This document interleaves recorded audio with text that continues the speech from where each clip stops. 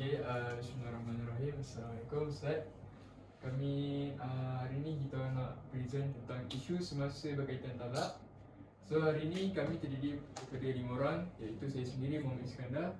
Saya Muhammad Zaiman bin Muhammad Ismail. Saya Muhammad Aizil Firas bin Khairul Fahmi. Dan saya Muhammad Dini Sufi bin Mutadir Rahmat. Dan saya Muhammad Fashaiman bin Muhammad Ali. Okey, so hari ni kami bagi tugas yang pertama sekali, Sufi akan menceritakan tentang cerai, apa itu cerai, dan saya akan beritahu tentang 3 jenis talak, manakala Faris akan beritahu tentang rujuk, dan Kaisa akan membincangkan pasal iddah, dan last sekali Saudara Hamzah akan cerita pasal isu semasa perceraian pada zaman sekarang. So kita start dengan cerai. So Sufi akan beritahu cerai dalam Islam. So Okey. silakan. Assalamualaikum Ustaz. Hari ini saya akan membentangkan tentang cerai dalam Islam. Pertama sekali, kita lihat kepada sebab-sebab perceraian dalam Islam. Perceraian boleh berlaku kerana beberapa faktor, antaranya apabila berlaku nusyuz atau pernikahan sama ada daripada suami ataupun isteri. Selain itu, suami ada juga kes di mana suami gagal memberi nafkah zahir dan batin. Ada juga pasangan yang berdepan dengan penderaan fizikal dan mental. Kadang-kadang pasangan tidak sehaluan sehingga menjejaskan keharmonian rumah tangga. Selain itu, isteri juga boleh memohon cerai melalui kulu, iaitu tebus talak jika tidak sanggup meneruskan perkahwinan. Seterusnya ialah proses perceraian. Dalam Islam, perceraian mesti disahkan oleh mahkamah syariah. Lafaz talak boleh berlaku secara jelas atau secara sindiran, tetapi dengan niat selepas talak dijatuhkan, isteri perlu melalui tempoh iddah sebelum boleh berkahwin semula. Mahkamah juga akan menentukan soal hak penjagaan anak serta kebahagiaan harta bagi memastikan keadilan. Baik, kita pergi kepada kesan perceraian. Perceraian sudah tentu memberi kesan terutamanya sekali kepada anak-anak dari segi emosi, pendidikan dan sosial. Walaupun pasangan sudah berpisah, tanggungjawab sebagai ibu dan bapa tetap perlu diteruskan. Selain itu, keluarga besar seperti ibu bapa dan mentua juga akan terasa akibat perpisahan ini. Namun begitu, perceraian kadang-kadang memberi kelegaan jika rumah tangga penuh dengan penderitaan. Akhir sekali, kita lihat kepada hikmah perceraian. Islam membenarkan perceraian sebagai jalan terakhir apabila tiada lagi persefahaman dalam rumah tangga. Ia juga bertujuan melindungi pasangan daripada kezaliman dan kesengsaraan. Daripada perceraian memberi peluang untuk pasangan memberi kehidupan baru yang lebih baik. Selain itu, ia juga menjaga maruah serta kehormatan kedua-dua pihak. Okey, itu daripada saudara Sufi kita yang cerita pasal cerai. So saya nak tambah sikit dekat slide Sufi. So dekat slide Sufi tu kita boleh tengok tadi ada dia cakap pasal huluk. So apa yang dimasukkan dengan huluk tu? Okey, isteri minta cerai kepada suami sebab tidak sanggup lagi menjalani kehidupan dengan suami. Okey, dalam proses penceraian ni dia ada dua, huluk dengan fasaq. Huluk ni maksud dia permintaan cerai daripada isteri, manakala fasaq ni maksud dia mahkamah yang putuskan cerai tu sah ke tak. So kalau dalam huluk ni, kalau contoh isteri tu dia minta cerai dengan sang suami, so kalau suami tu bersetuju dengan lafaz cerai tu, so dia dikira talak bain surah. Okey, talak bain surah tu apa? Sekejap lagi saya akan terangkan dalam 3 jenis talak. Okey, sebelum tu apa beza cerai dengan talak? Tapi kalau dalam istilah syarat dalam talak, dia lebih kepada syarat agama. Manakala kalau dari segi istilah penceraian, dari segi umum, bahasa biasa. So kalau dalam talak ni, lafaz cerai pada suami yang mengikut hukum Islam. Okay, so next. Okay, talak ni dia terbagi kepada 3. Talak raj'i, talak ba'i dan talak sarih dan kinayah. Kita mula daripada talak raj'i. Okay, talak raj'i ni talak yang boleh dirujuk semula tanpa perlu akad nikah baru. So contohnya kalau suami melafazkan cerai kepada isteri dengan talak 1 ataupun 2, diorang boleh rujuk kembali tanpa perlu akad nikah baru. Okey, itu yang dimaksudkan dengan talak raj'i. Talak raj'i ini tidak perlu akad nikah baru. Korang kena ingat benda tu. Pada zaman sekarang, kita dah membesar, kita kena tahu pasal hukum-hukum talak raj'i ni. In case kalau kita ada problem, kita dah tahu basic talak ni. So yang kedua, talak ba'i ni talak yang tidak boleh dirujuk kecuali dia kena akad nikah yang baru. So dalam talak ba'i ni dia ada 2 pula, terbagi kepada 2, iaitu talak ba'i surah dan talak ba'i kubra.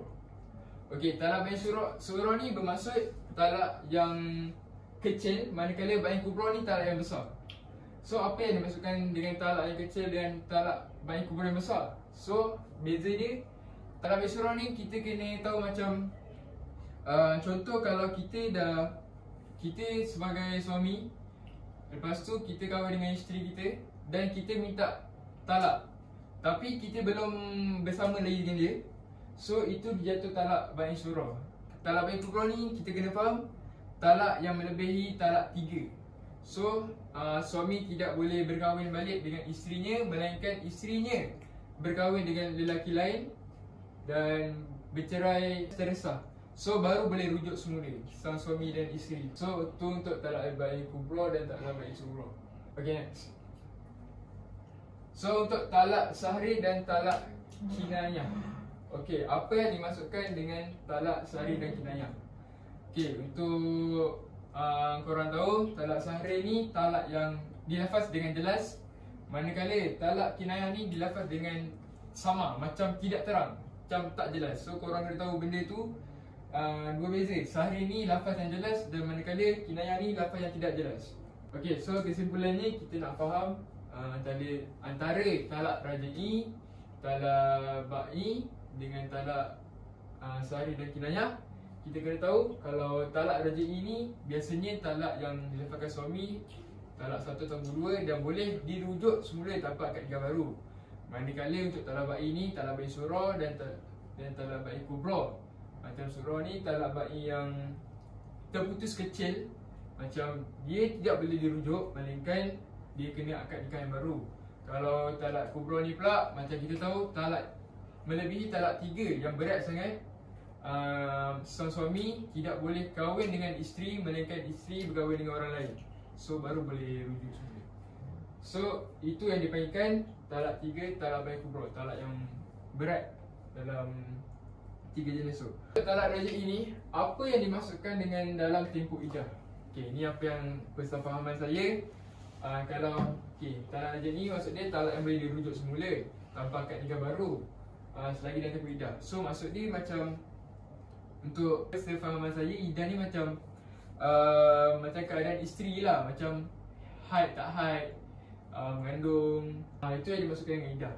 Soalan dia macam ni, kalau suami tu dia menceraikan isterinya dalam tempoh iddah, kau rasa benda tu dijatuhkan talak ke tak?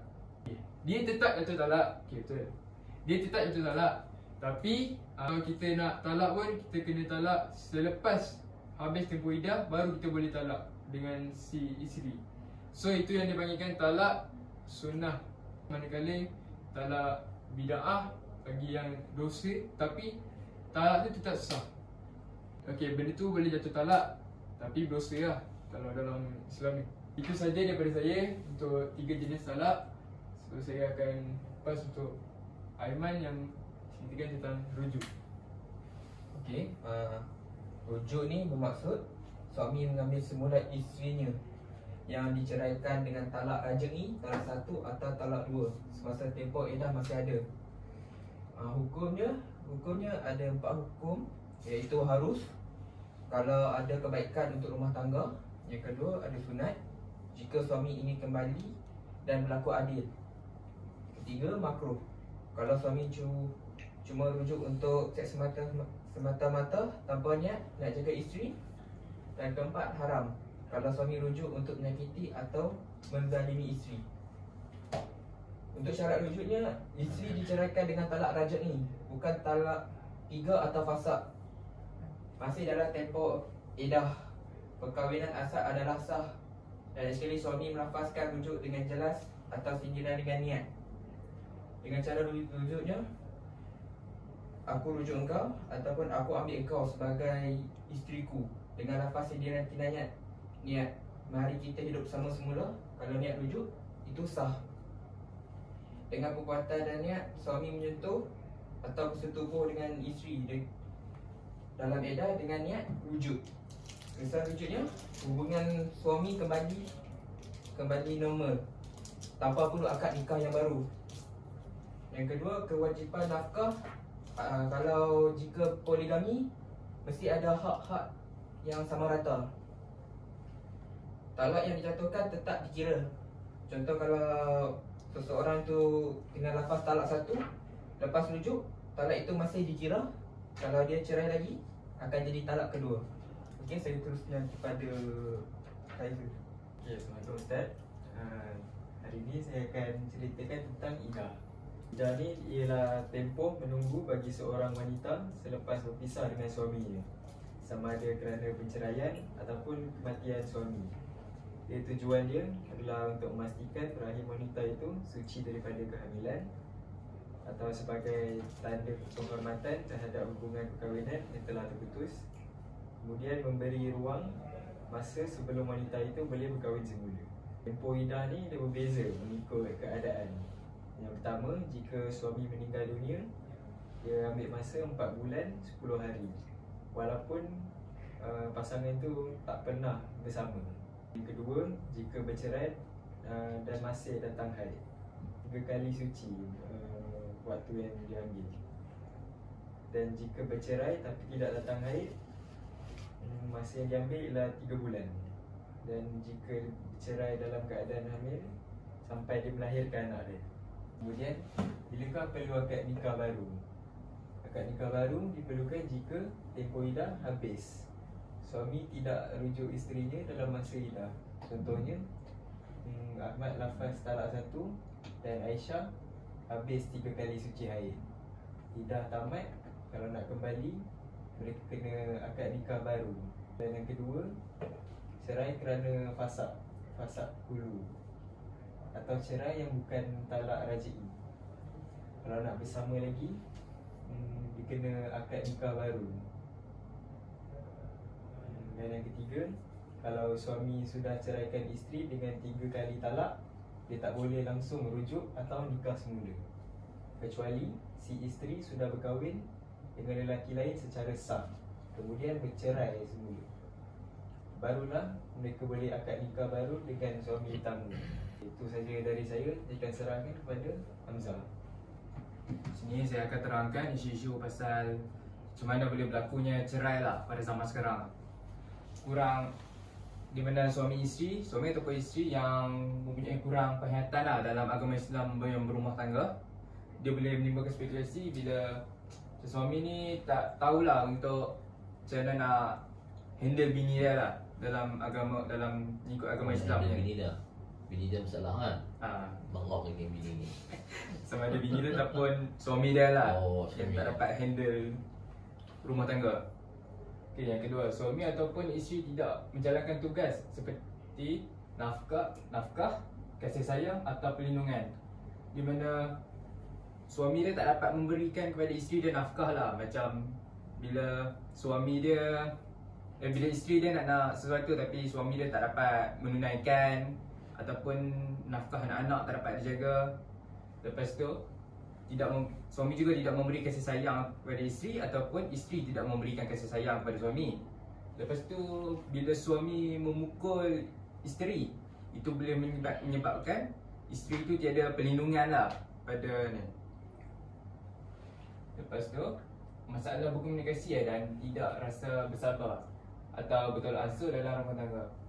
Ini seperti macam bila suami di dalam rumah dia tak bercakap langsung pun dengan bini dia, ataupun bini dia tidak bercakap langsung dengan suami dia, tidak ada berkomunikasi dua hala.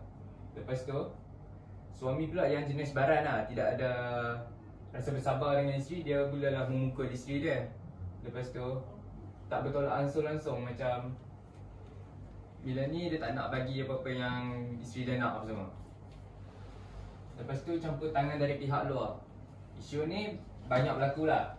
Kadang-kadang tidak mempunyai persetujuan lah daripada ahli keluarga lelaki ataupun perempuan lah. Macam bila mereka berdua berkahwin, pihak isteri tu, pihak keluarga isteri tu tidak setuju lah macam tu. Macam meminta mereka untuk bercerai apa semua. Lepas tu ataupun isu daripada orang ketiga lah, sama ada dari perempuan lain ataupun lelaki lain lah yang mencuba untuk menggoda bini lelaki tu. Lepas tu pihak tu ada seperti social media. Macam bila suami ni tak suka sangat lah dengan social media, bila ada orang kata bini dia tu tak bagus lah apa semua, lepas tu lelaki dia tu mulalah nak berceraikan bini dia lah. Okay, iman tidak kuat dengan godaan yang moden. Seperti kita boleh nampak lah sekarang kan, bila lelaki ni yang suka bermain social media apa semua, dia tak boleh lah tengok godaan macam perempuan lain kat social media yang lebih cantik lah daripada bini dia apa semua. Lepas tu dia akan jadi tak suk lah kena godaan lah dengan perempuan-perempuan luar lain. Lepas tu boleh menyebabkan isu perceraian lah. Lepas tu tidak sedia dengan ilmu dan juga kematangan diri. Macam seorang lelaki yang tidak mempunyai ilmu yang banyak lah dalam perkahwinan ni, ataupun dia tidak sedia lagi lah dalam perkahwinan ni, dia macam tidak matang lagi lah, masih berperangai kebudak-budakan dan tidak boleh handle lah perkahwinan tu. Ataupun masalah ekonomi dan gaya hidup. Macam bila ekonomi kan sekarang makin meningkat apa semua, dia ada yang tak dapat tanggung ekonomi keluarga dia. Macam bila nak beli sekampit beras pun tak mampu lah untuk menjaga anak-anak ataupun isteri. Ia boleh menyebabkan gaya hidup yang tidak seimbang lah. Lepas tu berlakulah perceraian bila anak bini tak dapat makan apa semua. Okay, itu saja yang saya dapat terangkan dan yang saya faham tentang isu ni. Okay, so saya nak tambah sikit pasal okay, saya nak tambah sikit pasal isu. Jadi mari kita tahu dia dalam pasukan bola sepak mewakili negara Indonesia kita. Kes perceraian tu dia ada masalah rumah tangga, dan dalam kes tu juga dia berkait rapat juga dengan apa yang kita baca sekarang. Masa dia masalah rumah tangga tu, isteri dia memfailkan perceraian. Ada orang kata dekat luar mahkamah. Tapi yang kita nak belajar sekarang ni, apa yang memfailkan di luar mahkamah tu sebenarnya kalau ikut hukum memang sah cerai tu, tapi dia kena tunggu hakim. Macam fasak, dia kena tunggu keputusan hakim. So itu saja. Itu saja lah yang perlu kita ketahui. Okay, baik. Dalam banyak-banyak subtopik dalam munakahat kan, bab perkahwinan kan. Sebab apa kamu pilih bab penceraian yang banyak kamu lahir bincang? Kita semua pandangan, memberi pandangan. Sebab apa kamu ambil topik penceraian ni untuk kamu bintang? Okay. Pertama, kalau pada pendapat saya, kita as a student, maybe besar nanti kita akan berkahwin, kita akan menjalani rumah tangga. So kita daripada sekarang lah kita kena tahu basic-basic pasal perceraian. In case kalau ada problem, so kita dah tahu lah benda ni.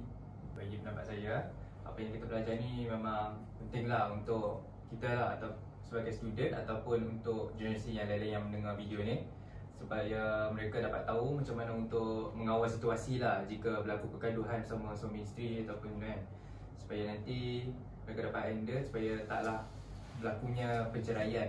Dan dengan cara ini jugalah dapat mengurangkan jumlah perceraian lah dalam kalangan rakyat Malaysia lah. Okay, pada pendapat saya lah, kita ambil subtopik perceraian ni Sebab pada saya topik perceraian ni dia sangat penting lah. Sebab kalau kita tengok dekat media sosial zaman sekarang ni pun banyak sangat macam artis-artis ke, influencer ke yang bercerai sekarang ni, isu-isu cerai. Dan diorang bercerai macam seakan-akan itu main-main lah. Dan saya rasa dia sangatlah penting dan bukan untuk kita take lightly isu tu.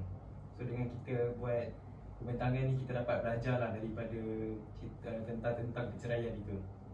Kalau pendapat saya, belajar pasal perceraian dan rujuk ni macam kita nanti bila besar nanti kan ada berumah tangga kan, ada dengan bini kan. Belajar ni lelaki patut tahu, patut dia melaksanakan tanggungjawabnya terhadap isterinya, seperti memberikan kasih sayang, ruang, nafkah dan sebagainya. Selalunya pihak suami selalulah kena ambil hati isteri lah, supaya hubungan rumah tangga ni lebih kuat lagi, supaya hubungan kekal lah, hubungan kekal selamanya. Okey, pada pengamatan kamu kan, rasa pada pengamatan kamu kan, masing-masing pengamatan tak sama tau. Faktor perceraian yang berlaku di Malaysia ni atas faktor apa? Sebab apa? Sebelum berkahwin kan kita percintaan tu memang maksudnya manis lah kan. Maksudnya faktor kita kata hang faham aku faham hang, kan. Tapi bila dah berkahwin ni adalah something. So apa faktor yang sebenarnya menjadi punca perceraian? Okay. Kalau bagi saya betul juga. Sebab zaman sekarang kan, zaman-zaman orang yang berkahwin, so masa dalam usia muda, tapi end up bila diorang dah besar, diorang dah berkahwin, diorang macam hilang rasa apa tu, feel kahwin tu. Bosan lah. Pasal? Bosan lah Sebab dia. bosan. Pasal apa? Apa sebab bosan? Sebab apa bosan? Sebab masa zaman muda tu diorang dah lakukan semua benda dah. Oh, hilang manis lah. Oh, bahaya. Okey, kan? Okey, pada pendapat saya ni, berlakunya perceraian banyak di Malaysia ni pun sebab satu faktor nak menjaga nama lah. Macam bila isteri ni dia bertaksub sangat lah dengan social media, fame dia naik. Lepas tu bila dia kahwin lah tapi dia tak ada anak lagi, tapi bila dia nak ada anak tu, dia tak nak lah anak tu. Macam nanti jatuh lah dia punya apa, reputasi dia tu. Lepas tu boleh menyebabkan lah isu-isu perceraian juga. Ataupun sang suami ni macam awal-awal pun bermanis-manis lah. Lepas tu di pengakhiran dia macam menyebabkan masalah lah. Macam tak dapat menjaga isteri ataupun anak-anak macam tu. Oh, itu faktor dia. Okay, Len? Ada lagi? Pada pandangan saya lah, antara faktor perceraian di negara kita ni, antaranya ramai pasangan pada zaman sekarang ni macam kahwin terlalu awal tanpa Kahwin awal. so bila Apa umur kahwin awal ni? contohnya lah, sekarang ni banyak yang lepas SPM pun ada yang dah kahwin. Oh tu? Okay, betul. Mungkin awal tu macam 21 ke. Jadi masalah dia? Masalahnya bila kahwin terlalu awal tu, mungkin orang bersama 2 tahun je ataupun 1 tahun je. So bila dah berkahwin dan duduk satu rumah, mulalah nampak perangai buruk lah yang diorang tak tahu sebelum ni dan diorang tak tahan. Lepas tu lagi satu, antara faktor dia sebabkan kewangan lah. Itu je lah dari saya. Okay. Okey, bagi pendapat saya kan, apabila isteri tidak dapat menerima yang suami tu dia miskin, Oh, miskin. Dia masalah miskin lah. tak ada duit. Jadi Tapi sebelum tu dia dah kawan. Sebelum tu dia kawan. tak, dia dah kahwin dah. Dia dah kahwin. Oh. Nak rumah tangga tu. Dan masa sebelum kahwin tu, masa bercinta tu kan dia tak tahu kata lelaki dia miskin. Dia kahwin je. Kahwin je. Dia dah kahwin, dah rumah tangga. Rumah tangga. Lepas tu lelaki dia miskin. Tak ada duit lah. Macam filem Cina pula kau tengok. Okey. Lepas tu Lepas tu sang isteri ni dia tidak dapat menerima suami dia lah. Si sibuk kerja kan, tidak ambil perhatian. Mula sang isteri tu mulalah berasa bosan, dia ambil keputusan untuk bercurang dengan lelaki lain. oh, sudah lain. Ya, itu je pada pendapat Okey, lain. Apa nasihat kamu? Okay. Saya Nasihat saya, ni nasihat saya dekat diri saya sendiri juga dengan korang kat video tu.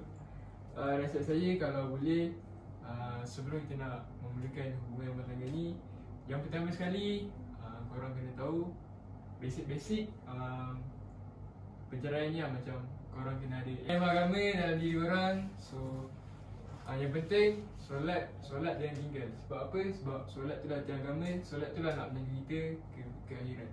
Okay, kalau macam isu couple ni, sebenarnya kita boleh je nak berkawan, tapi kalau boleh jaga batas. Tapi sebenarnya kalau kita dalam hubungan ni, kalau kita nak kahwin awal sebenarnya boleh. Sebab dia ada hukum yang harus haram semua. Kalau kita nak kahwin awal boleh je sebab kita nak elak daripada maksiat. Tapi kita kena tahu juga kalau in case apa jadi dalam hubungan rumah tangga ni, takut jadi perceraian lah. So nasihat saya, apa-apa pun korang kena ada ilmu agama dalam badan korang lah sebelum nak bina rumah tangga. Bagi nasihat daripada saya lah, sebelum berkahwin tu kalau boleh berkenal lama lah dengan pasangan kita tu dulu. Lepas tu jaga batas apa semua. Maksudnya kamu setuju bercinta dulu daripada cinta selepas?